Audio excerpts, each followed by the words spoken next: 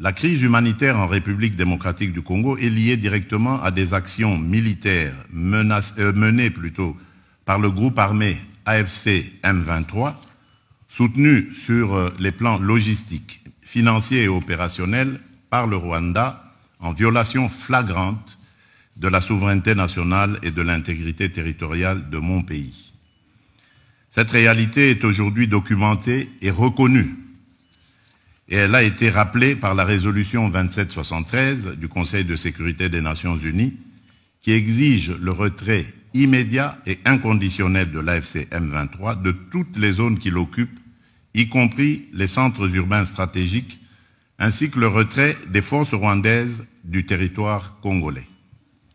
Cette résolution n'est pas une opinion diplomatique.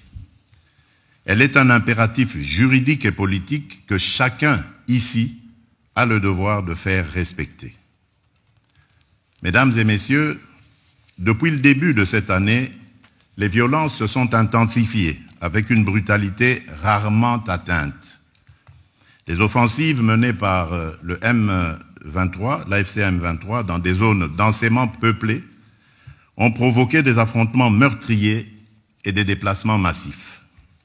Des villes entières ont été prises, des communautés déracinées, des quartiers vidés de leurs habitants. Les attaques ont visé des camps de déplacés, des hôpitaux, des écoles.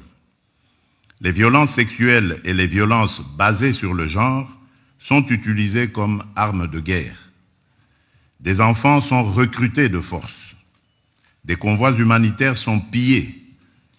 Rien de tout cela n'est acceptable, rien de tout cela n'est défendable, rien de tout cela ne peut devenir la normalité d'une région à laquelle on demanderait de s'habituer à l'horreur.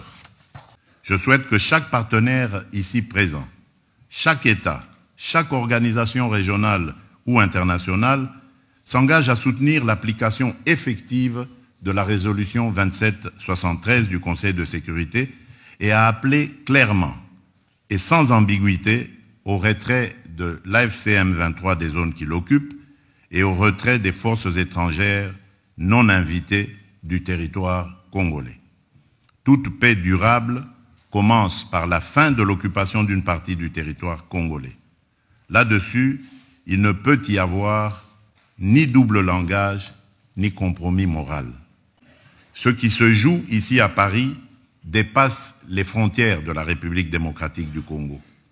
Il s'agit de savoir si la communauté internationale est prête à protéger des vies civiles aujourd'hui, pas seulement à commenter leur sort demain. Il s'agit aussi de savoir si nous sommes capables de reconnaître que la paix n'est pas un geste charitable, mais un investissement collectif dans la stabilité d'une région entière de l'Afrique centrale et orientale au cœur des équilibres du continent.